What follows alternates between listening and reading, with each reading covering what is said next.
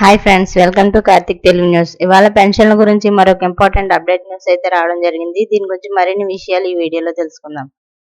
దయచేసి ఈ వీడియోని ఎక్కడ స్కిప్ చేయకుండా చివరి వరకు చూడండి ఫ్రెండ్స్. అలాగే మా ఛానల్ సబ్స్క్రైబ్ చేసుకుని మాకైతే ఒక సపోర్ట్ అయితే ఇవ్వండి.